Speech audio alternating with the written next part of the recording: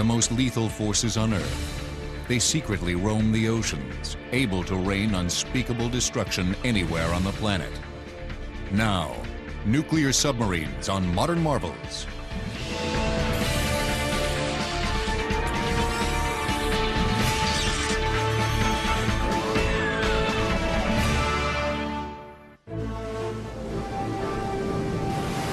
These steel sharks operate in a harsh, unseen twilight world.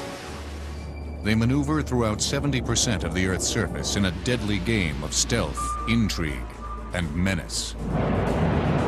Some carry more firepower than all the bombs dropped in World War II. They are marine monsters that can be as quiet and unthreatening as a blowfish, but aroused, can fire the world's most deadly cargo from more than 100 feet underwater.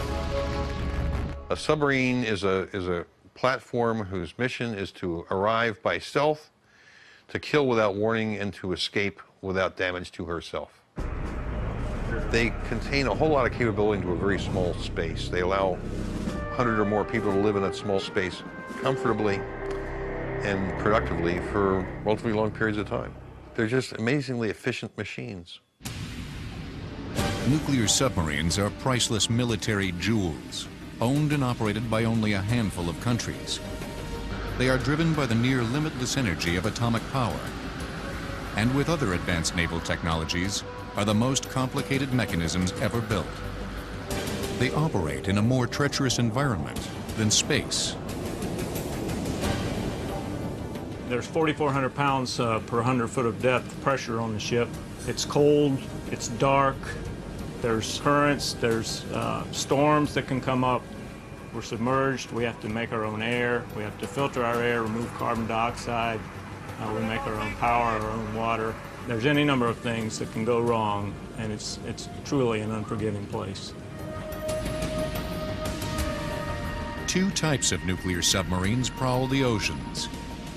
Attack subs quietly hunt other subs, monitor surface ships, and provide intelligence.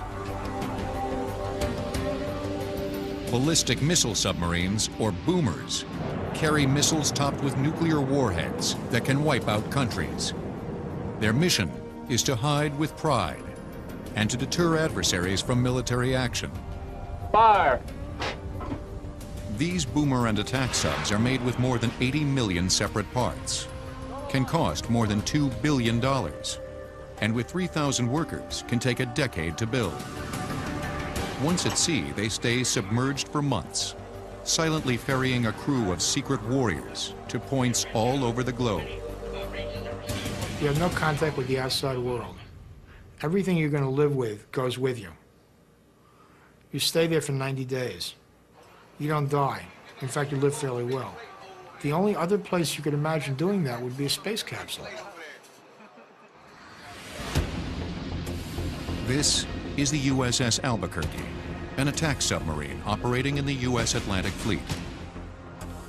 Its mission is manifold: tracking enemy submarines, search and rescue, inserting Navy SEALs into land operations, and anti-ship warfare. The boat's teeth are its non-nuclear yet lethal Tomahawk cruise missiles, Mk-48 torpedoes, and a cluster of ocean mines. A pellet-sized chunk of uranium provides the sub with more energy than 30,000 gallons of gasoline. Its 35,000 horsepower nuclear reactor puts out less noise than a school of shrimp feeding.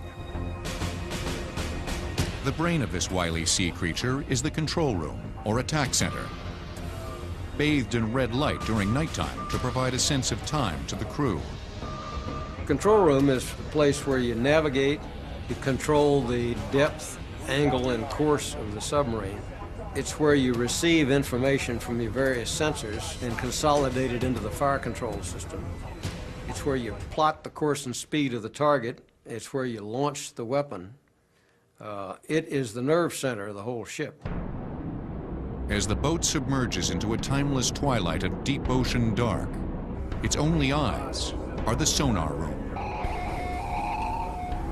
Underwater, you can't see anything. because water absorbs light energy very, very rapidly. But it allows the transmission of acoustical energy to great distances. And so the one sense, the one input you have underwater is sound. West bearing, 200. Sonar is your one eye onto the world, so all your information, essentially, on what's happening around you comes from the 4 or 5 guys who are sitting in the sonar room. They're therefore the most important enlisted men on board the submarine. Active sonar, which sends out sounds or pings, is employed sparingly because it can give away a sub's position. Instead, the boat often employs passive sonar that simply listens for sounds in the ocean. We can hear the merchants. We can actually hear their screws going through the water. We can tell how fast they're going. We can hear dolphins, whales. The most unique sound is when we're up around the ice and you're hearing the creaking and the breaking up of the ice flows coming out. That is the weirdest sound. It sounds like ghosts. The long steel tube is densely packed with hardware.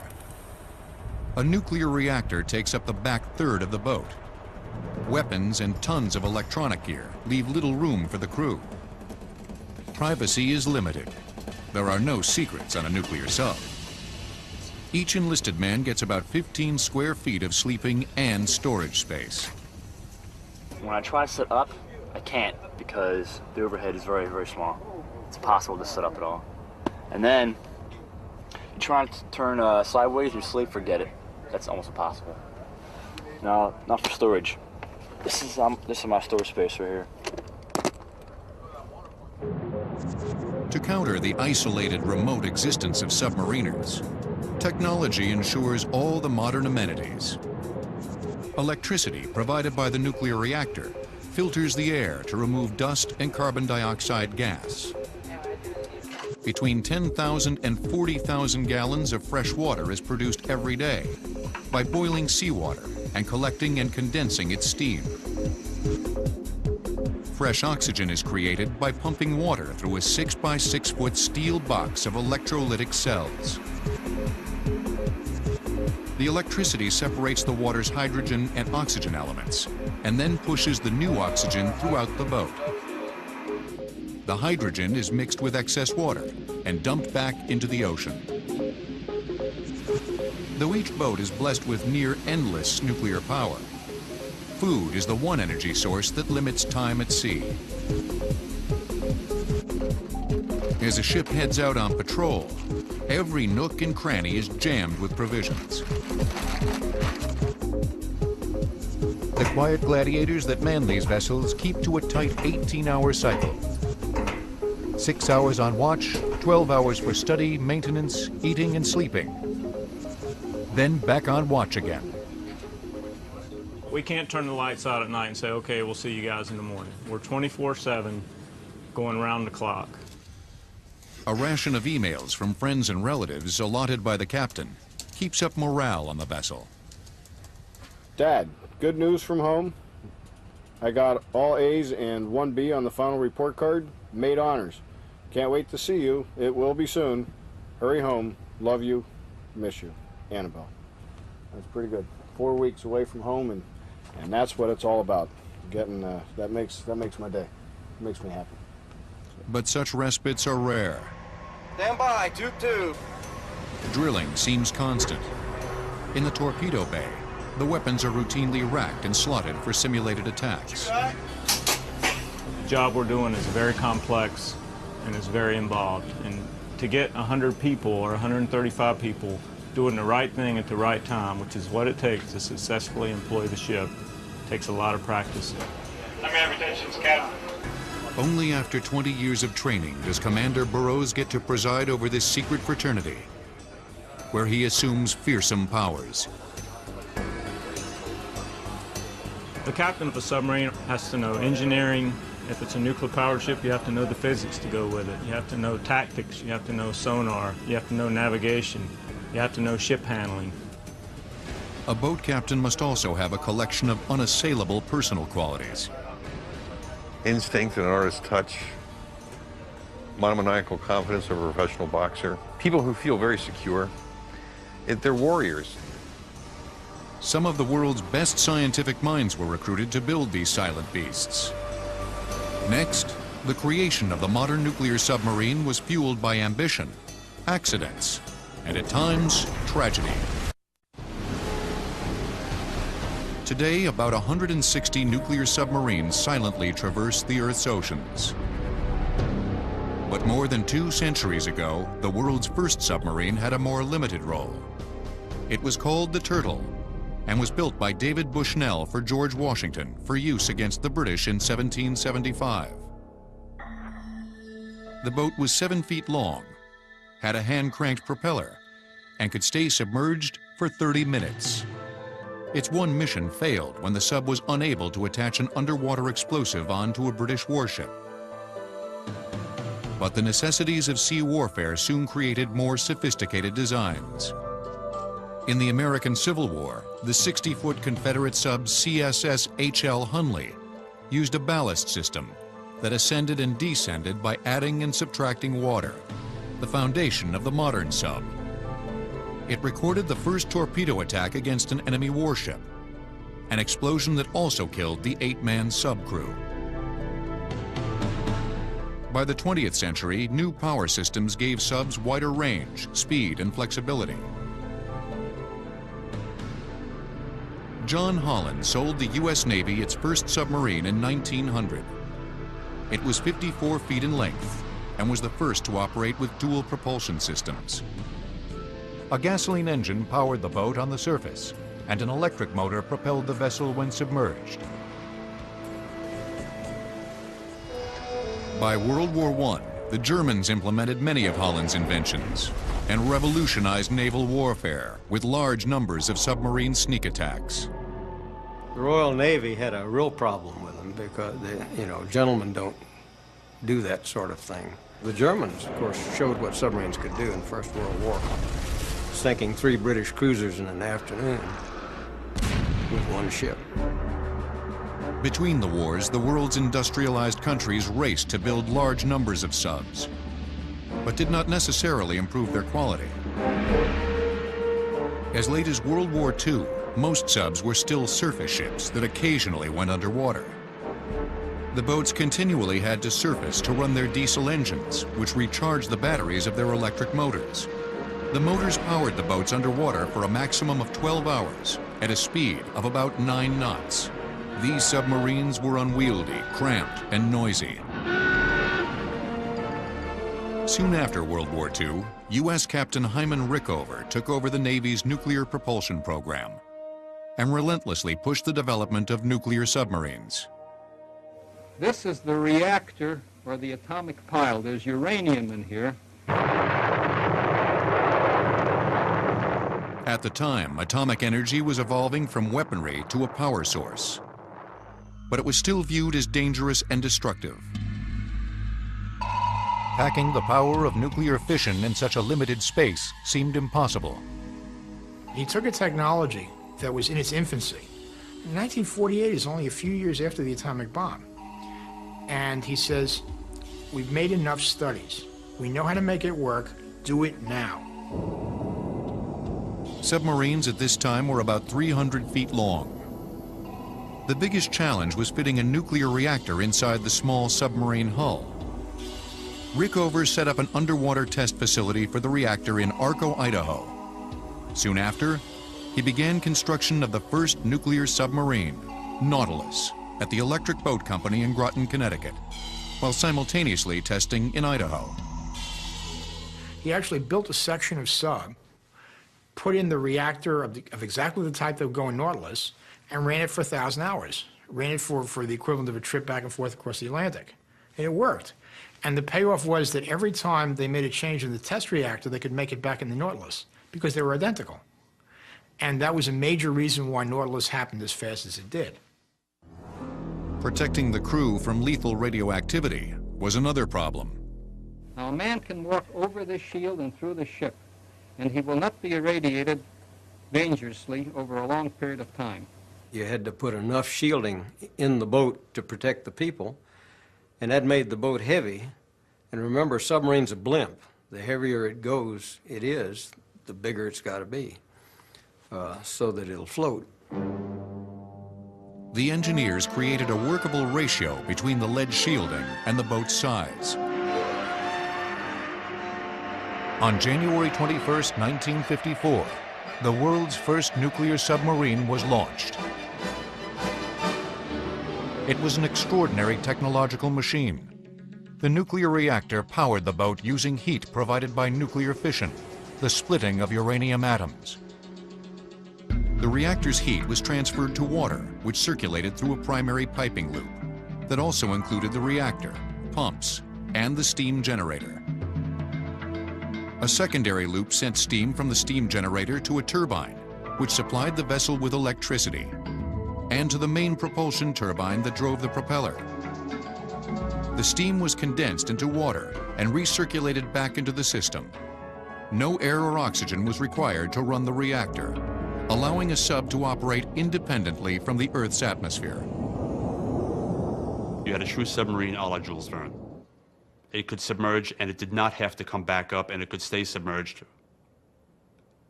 almost indefinitely.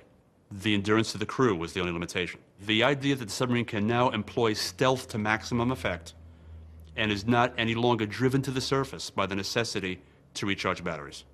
That's completely gone. And for submariners, that was the ultimate rush. You must remember that although there had been fast subs before, there had never been a sustained high-speed sub. No one had the faintest idea of what, say, 23 knots was like on a sustained basis.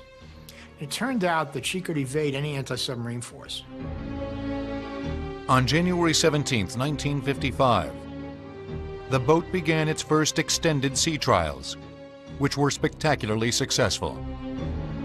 The captain sent a radio message, underway on nuclear power. It was the beginning of a new and dangerous era. Soon after, the USS Seawolf was launched, and within 3 years, the USS Skate was the first sub to break through the ice at the North Pole. Their missions were espionage, anti-sub and anti-ship warfare. Then in 1958, the Soviets, under the direction of Admiral Sergei Gorshkov, launched their first series of nuclear submarines. Hotel, Echo, and November from the Sevmash boatyard near Archangel in the Arctic. All Soviet subnames and classes were designated by NATO for reference by the West. They were very noisy, they were pretty fast, and they were unsafe for the crews. A lot of sailors in those submarines died over the succeeding years of radiation poisoning because the Russians did not invest the same money or effort in safety for the crews that we did.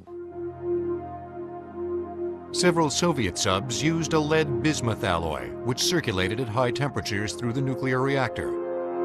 It allowed for a greater concentration of energy when heating water. The U.S. used a simpler pressurized water design, as did most Soviet subs. The great thing about pressurized water was it was inherently very stable. As the water got hotter, the reactor would slow down a bit. That meant that it couldn't get out of hand. The water itself wouldn't carry radioactivity. With the liquid metal, you carry a lot more heat out. You can make much hotter steam with it. On the other hand, that liquid metal does not itself moderate the reactor. In one case, the metal didn't melt properly. They ended up with this solidified radioactive gunk, and that had cut the sub up. The problem with liquid metal is that it gets radioactive and has a very, very long half-life. So if you have a problem at sea, you can't fix it. Back at the time Nautilus was being built, the U.S. created another revolutionary design. In 1953, the Navy tested a diesel submarine with a whale-shaped or teardrop hull. It was able to attain the astonishing speed of more than 30 knots underwater. Prior to the albacore hull, submarine hull shapes were really optimized for surface operation. They go fast on the surface, and then they submerge and go slower while they were doing their operations. The albacore could go faster underwater than it could on the surface. The albacore achieved speeds never before seen in submarines. Due to its cylindrical shape, water flowed off the albacore bow much faster than earlier hull designs. By the mid-1950s, the U.S. began building a 6-boat class of nuclear submarine called Skipjack. The class of vessels has always been named after its first boat. They redesigned the power plant to make it a bit more compact. They combined it with Skipjack with the albacore hull, and zow! When the USS Skipjack was launched in 1960, the U.S. now had a nuclear sub of astonishing speed, endurance, and seemingly endless power. When her first skipper brought her back into port after her initial tests, he said, "Put a Simonized job on her, I want to take her home." She was fast, she was maneuverable, she could go deeper than any submarine up to that point in time, and she combined the best the U.S. Navy had to offer. But these subs were minnows compared to the monsters being developed. Next, as the Cold War heated up, the U.S. and the Soviets would create a new breed of nuclear submarine. With such destructive power, it threatened the world. In the mid-1950s, America began work on a revolutionary concept for submarine warfare. A feisty visionary leader, Admiral William Rayborn, was placed in charge of a U.S. program to launch ballistic missiles from submerged submarines. But the challenges of launching missiles from underwater subs seemed insurmountable. The first problem was water displacement inside the sub itself. You have this large object that the submarine suddenly squirts out, so you have to fill a tank to compensate for the weight, otherwise the submarine will bounce around. Engineers developed advanced ballast systems that quickly restored neutral buoyancy after a launch, allowing the sub to absorb the shock of firing a missile. Technical problem number 2 is knowing the exact position of the submarine so that you can deliver the missile to its target safely and accurately. Navigation was significantly improved with orbiting satellites, which radioed the sub's exact location to its commanders. They could then accurately calculate the distance to a target. Then, computerized missile guidance systems were installed in the weapons to ensure the correct target was hit. But the most dangerous challenge was how to carry and light off a liquid fuel missile inside a sub. If you kick over a liquid fuel missile, you get a big fire if you're lucky, and you get a big explosion if you're not. Liquid fuel was the leading propellant of the time, but it was hard to handle, highly flammable, and could wreak havoc inside the confines of a submarine. The big breakthrough that enabled us to do submerged launch was the advent of solid fuel rockets. Also, the size of the missile itself, the dimensions of the missile, got much smaller when we got to solid fuel, which made it easier to put it in a submarine hull. Solid fuel was made with a combination of nitrate, carbon, and sulfur. It was much safer because it was bonded by plastics, was compact, and less volatile.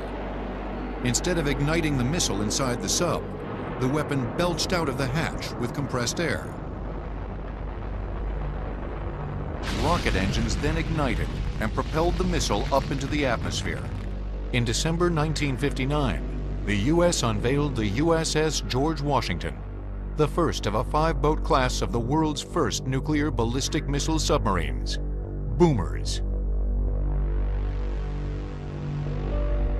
It was a lethal sea beast, a killing machine that carried 16 Polaris missiles with a range of 1,000 miles. Each was topped with a 50-kiloton nuclear warhead. The Hiroshima bomb was about 15 kilotons. The Polaris submarines provided the United States tremendous advantage in terms of protecting its strategic arsenal. The submarine at sea, submerged, was essentially impossible to find. It's kind of hard to develop a countermeasure against something if you don't know where it is. If you don't know where it is, you can't attack it and kill it, and so you can't defend yourself against it. In just over a decade, the U.S. had created a new breed of sub, able to stay hidden and submerged for months on end, carrying the largest amount of firepower known to man. The mission of the boomers was to take their lethal cargo and disappear into the shadows of the ocean's vastness, and wait for a command that hopefully would never come. Submarines give you certainty and uncertainty. It puts in the mind of the opponent A terrible certainty as to what you can do, and a terrible uncertainty as to whether you're going to do it or when or even if you're there. Throughout the 1960s, the Polaris missiles on subs became even more deadly by stacking several nuclear warheads on each, greatly increasing their destructive power. In 1970, Poseidon missiles introduced MIRVs, or multiple independently targeted reentry vehicles, that could hit targets 2,500 miles away. After a Poseidon missile completed its 3-rocket boost phase, its nose cone would re-enter the atmosphere, and its attached multiple warheads, or MIRVs, would split off and detonate over a wide area. Each one of the warheads can be independently targeted to different cities, locations, industrial sites, military bases. So with one missile, you can effectively take out multiple targets. So it multiplies by so many times the effectiveness of fleet ballistic missile submarines. But the Soviet Union refused to be left behind.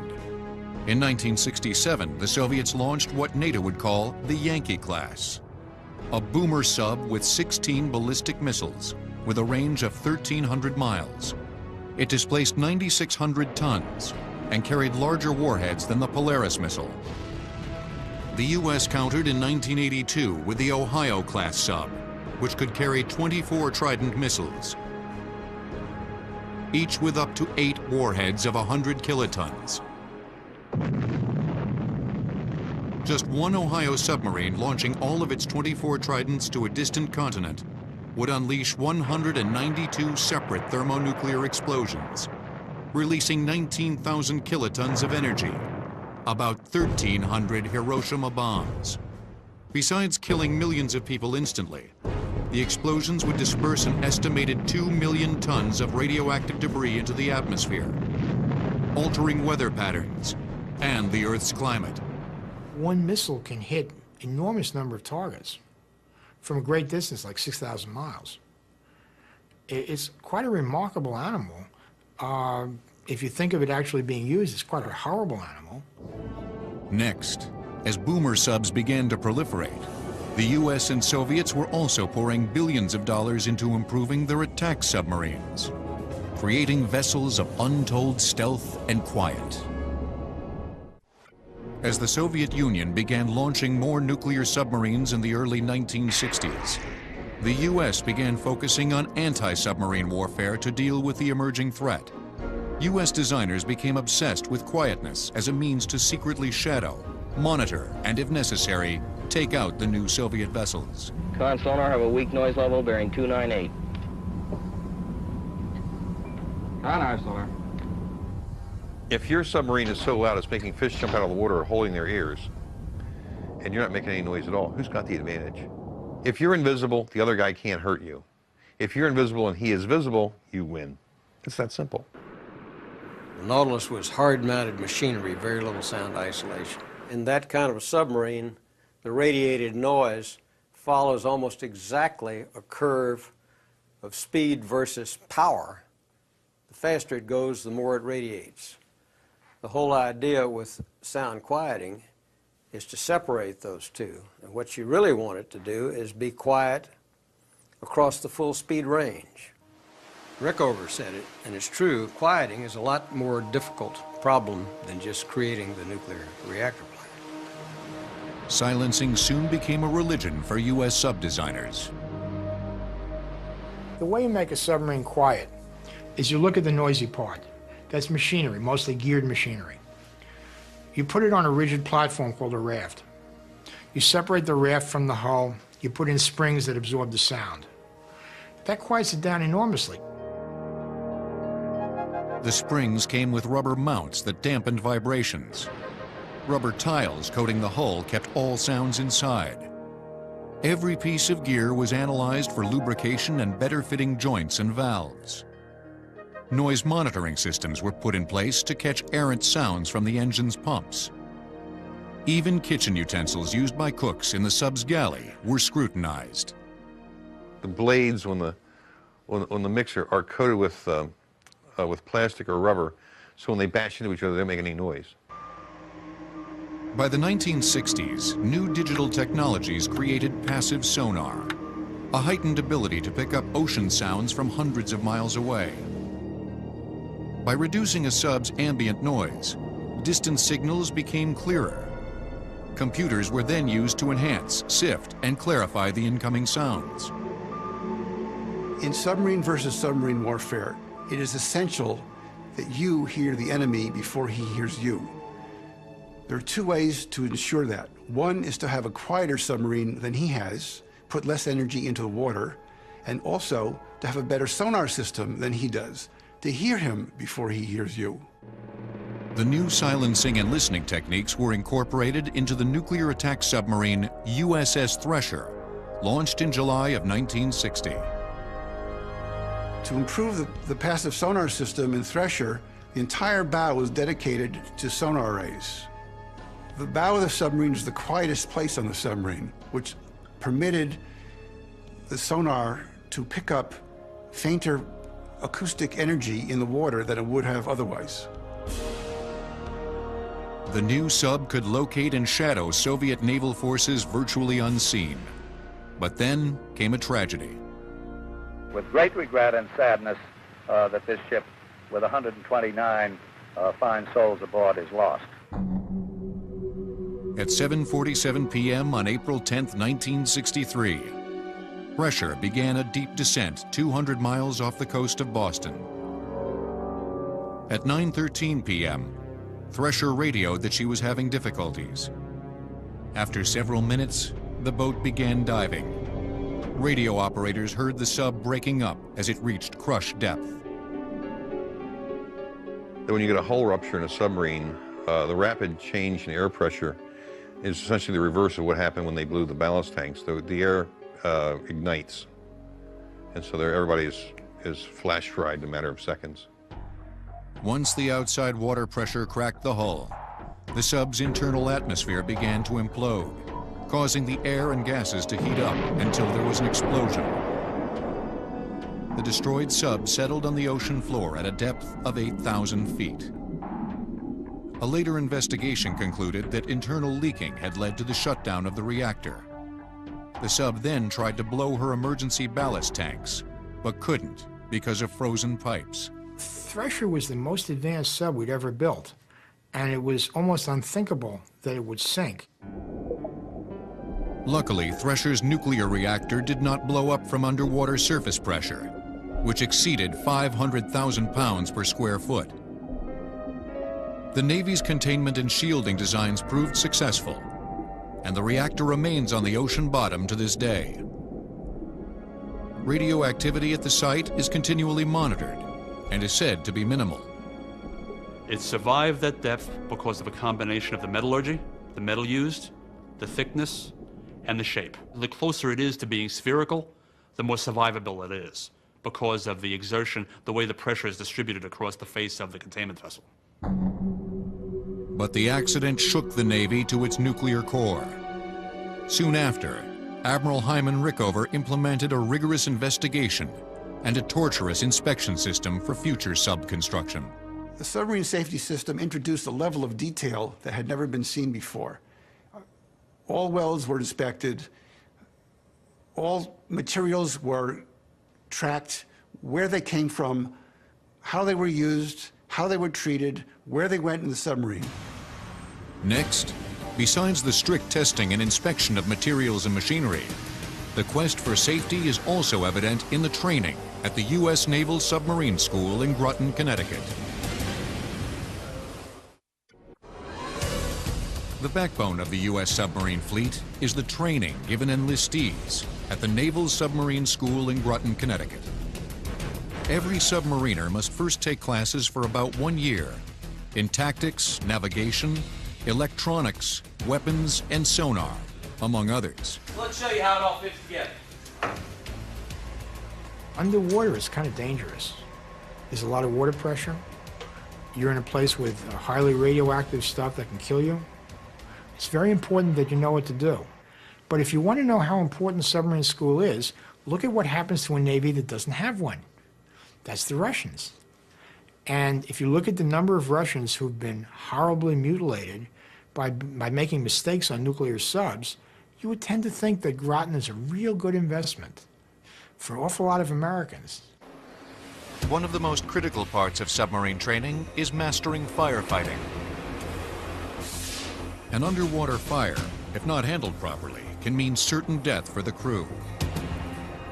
It consumes oxygen very, very quickly. If the fire spreads, it will consume oxygen quicker than the boat can replenish it, and you'll all asphyxiate. So putting out that fire fast is absolutely critical. Trainees also repeatedly practice isolating, containing, and halting leaks in flood control drills. At very deep depth, a very small leak is a big problem because it sprays water everywhere, and it can cut a man in half. And you have to deal very quickly because you're talking about a matter of 30 seconds to a minute for a serious leak before it's completely out of hand and there's nothing you can do about it. It also sprays salt water all over all the electrical equipment that happens to be in that compartment. So if that's essential equipment, you've lost it. Enlistees practice repeatedly at the several dive and drive simulators that mimic the submarine's controls. They face extreme conditions, such as avoiding depth charges, steep ascents, and tailing enemy subs. The trainees also perform escape drills, which simulate the conditions of a sinking sub. They have to be drilled constantly in these procedures. So the reaction is almost a knee-jerk. It's almost intuitive how to compensate for anything that takes place.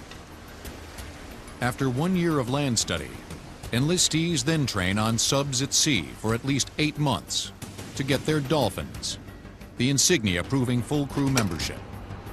Red Crown, this is Bravo 7 India. Go ahead, over. Those seeking promotion to officer often return to sub school several times over a 5-year period between patrols at sea. The U.S. relied heavily on the strict training of its crews, safety restrictions, and advanced technology to compete with a growing number of Soviet nuclear subs, which was about 10% more than the U.S. by the mid-1970s. Technically, Soviet subs were also reaching near parity with the U.S.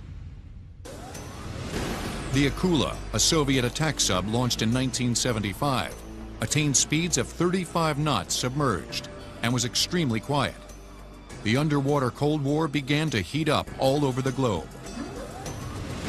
That certain U.S. Navy submarines would penetrate into Soviet territorial waters on a regular basis to conduct inshore intelligence gathering operations. We regularly shadowed Soviet fleet operations and would go directly underneath their ships to take what they call hull shots, or photographs of the bottom of a Russian ship. They were on a wartime footing all the time. The mission of the U.S. attack subs was to operate on the far fringes of the Cold War, to confront Soviet subs, shadow enemy ships, and collect intelligence, sometimes in Soviet ports. They could operate alone and unsupported in waters controlled by the enemy. I used to tell my skippers, if you get where you're going and you're not outnumbered and alone, you're in the wrong place. And they could do that and stay there for long periods of time and collect signals intelligence and visual intelligence. The fast attack boats scared the crap out of people for the simple reason that they could get there without being seen and kill people without being endangered themselves. Once upon a time, in the 1980s, we wanted to send a message to the Russians. And so every U.S. Navy submarine that was at sea on patrol and was trailing a Soviet ship, at the same moment, globally, they activated their active radar and pinged their targets. We were trying to send the message to the Russians that we're here and we know where you are all the time and there's nothing you can do about it. The deadly game of blind man's bluff continued in the pitch-black recesses of the world's oceans. Then, in 1982, the Soviet Union unveiled a true monster of the deep, the Typhoon, a 568-foot-long, 25,000-ton sub with 20 ballistic missiles carrying MIRV warheads with a range of 6,000 miles. It came with dual hulls, 2 reactors, and 24 torpedoes. It remains the largest submarine ever built and is still operational. Because of its long-distance missile range and the effectiveness of U.S. sonar technology in locating Soviet subs, the Russians retreated into an Arctic bastion strategy in the 1980s. They placed their ballistic missile subs under the Arctic ice near their home ports and surrounded them with attack subs. The Typhoon's flat-top sail design reflected the new tactics. It needed to pop through the ice rather quickly, so it needed that kind of heavy, squat durability, so it could come up through the ice effectively to communicate and to launch its missiles. Since the Cold War ended in the late 1980s, U.S. submarines are switching from a dual superpower strategy to more complex tactics to cope with a changing world.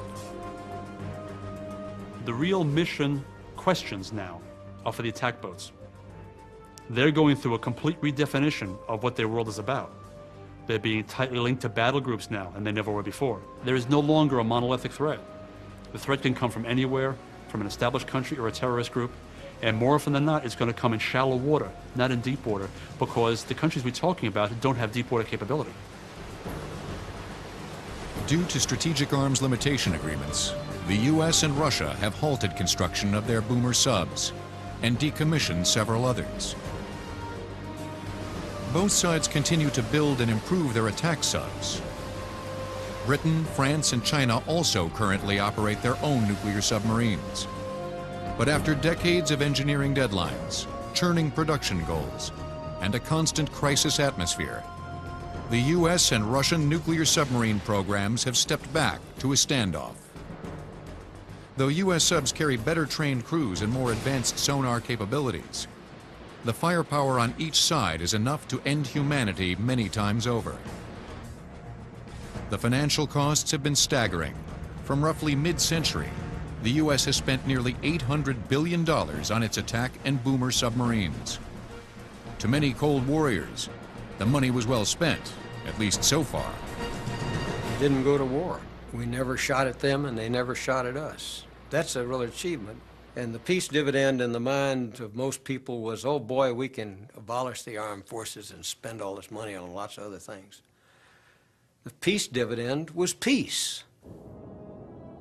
Though hundreds of these lethal shapes have moved silently past each other in the oceans of the world for decades, no nuclear warhead has ever been launched. But every day, hundreds of feet under the ocean's surface, a twilight cat-and-mouse game continues between these high-tech beasts, testing, probing, and shadowing each other for the time war may come. A war that would surely end human civilization.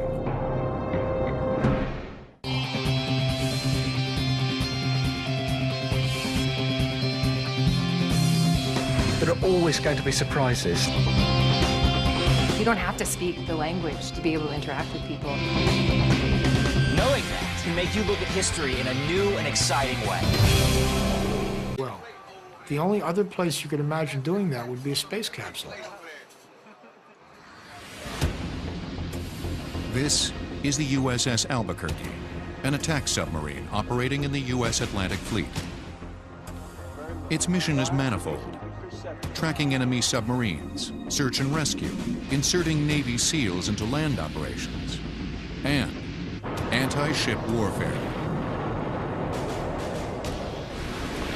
The boat's teeth are its non-nuclear yet lethal Tomahawk cruise missiles, Mk-48 torpedoes, and a cluster of ocean mines. A pellet-sized chunk of uranium provides the sub with more energy than 30,000 gallons of gasoline. Its 35,000 horsepower nuclear reactor puts out less noise than a school of shrimp feeding. The brain of this wily sea creature is the control room, or attack center, bathed in red light during nighttime to provide a sense of time to the crew. Control room is the place where you navigate, you control the depth, angle, and course of the submarine. It's where you receive information from your various sensors and consolidate it into the fire control system. It's where you plot the course and speed of the target. It's where you launch the weapon. It is the nerve center of the whole ship. As the boat submerges into a timeless twilight of deep ocean dark, its only eyes are the sonar. The most lethal forces on Earth, They secretly roam the oceans, able to rain unspeakable destruction anywhere on the planet. Now, nuclear submarines on Modern Marvels.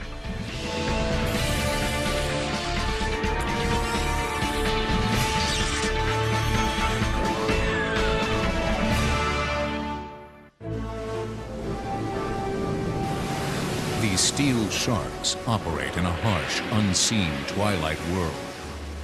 They maneuver throughout 70% of the Earth's surface in a deadly game of stealth, intrigue, and menace. Some carry more firepower than all the bombs dropped in World War II. They are marine monsters that can be as quiet and unthreatening as a blowfish, but aroused, can fire the world's most deadly cargo from more than 100 feet underwater. A submarine is a platform whose mission is to arrive by stealth, to kill without warning, and to escape without damage to herself. They contain a whole lot of capability into a very small space. They allow 100 or more people to live in that small space comfortably and productively for relatively long periods of time. They're just amazingly efficient machines.